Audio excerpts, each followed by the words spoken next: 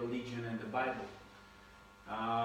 Even though both of them are pursuing the same thing, look for knowledge, new knowledge. Science and religion and Bible has always been contradicting. But it's interesting to see how a book that was written between 1500 before Christ and 100 years after Christ, in that period of time, is so accurate in health even in the 25th century. At that point, that science is catching with that book, with this book that was written many years ago. It's interesting also to see that that same science is also catching with us in the spirit of prophecy side. Sister White has been recommending a lot of things and things that we can find from the Bible that now science are discovering that they are true.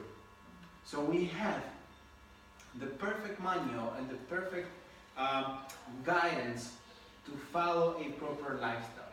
And I will invite you to go with me to a verse that I really enjoy,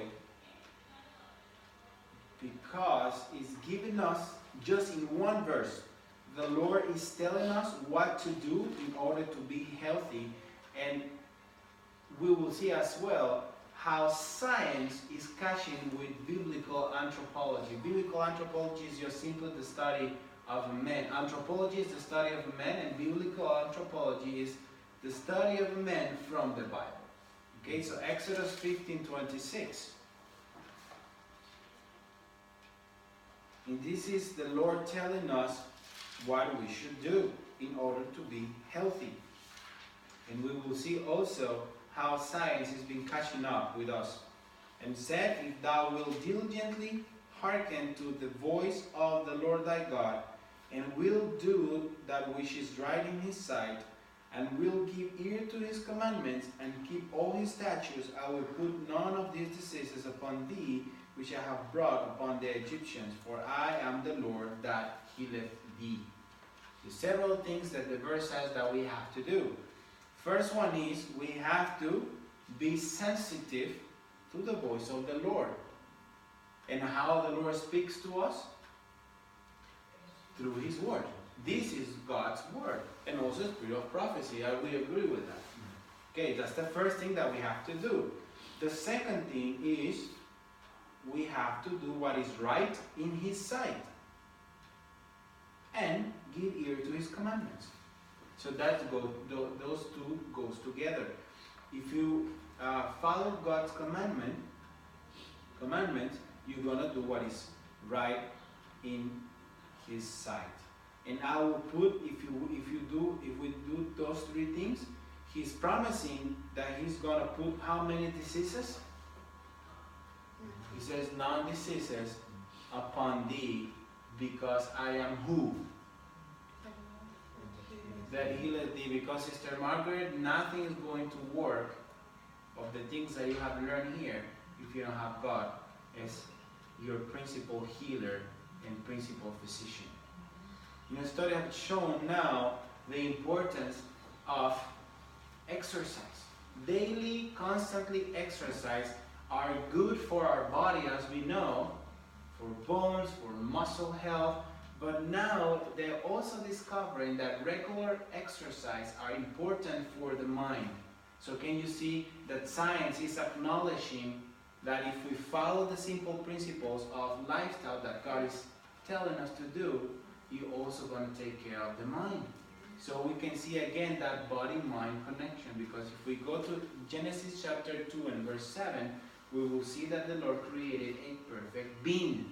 That means, in Hebrew, that word being is nefesh, that means soul. So he created a perfect soul. So the body is just the outward appearance of what?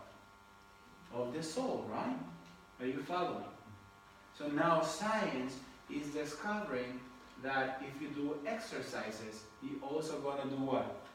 Affect your mind. You're going to be, your thoughts are going to be sharper. Your problem solving is going to be better than those that don't do exercise. So don't you think that this is amazing? We knew since years ago about this body-mind connection. Breakfast. They recently studies said that if you have a good breakfast, that will also help you in your performance. Those that have breakfast, they do better in school. They do better at work. They can finish tasks quickly. Can you see again the body-mind connection that science is catching up with us? And also, if we go to our behavior, now science is also telling that in order to have a perfect health, your behavior is very important.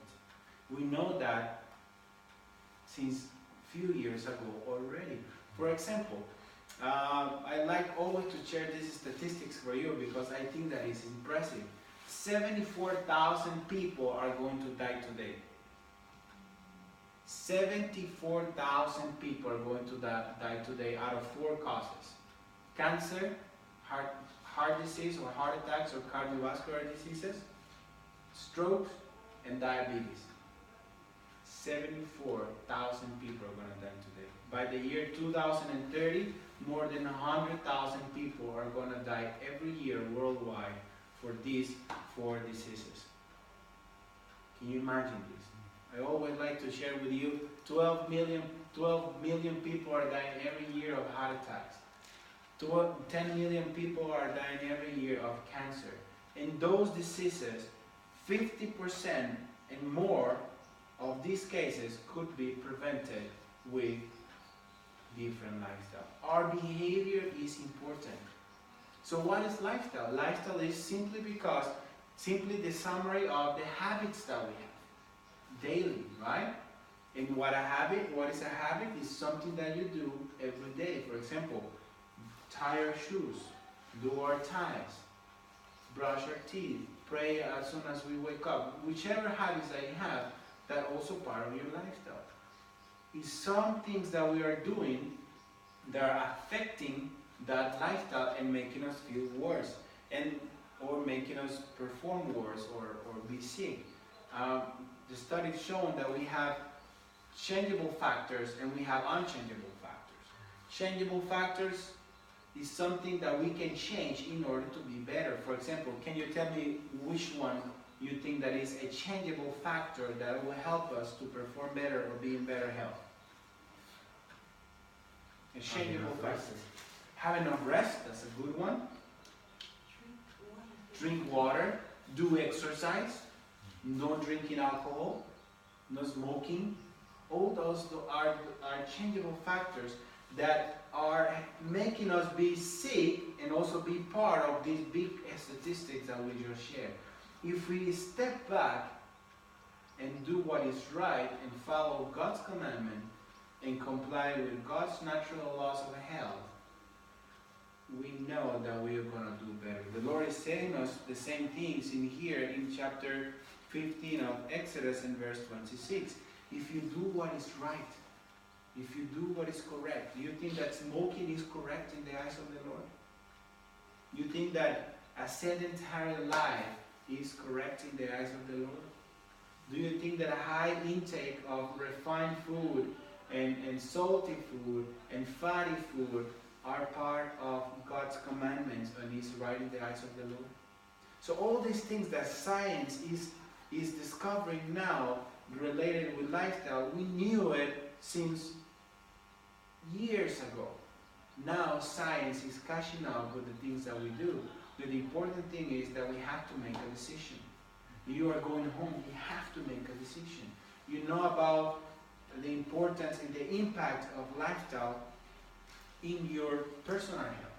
You've seen since almost day one that walking, it will put your sugar down. Walking will manage your high blood pressure.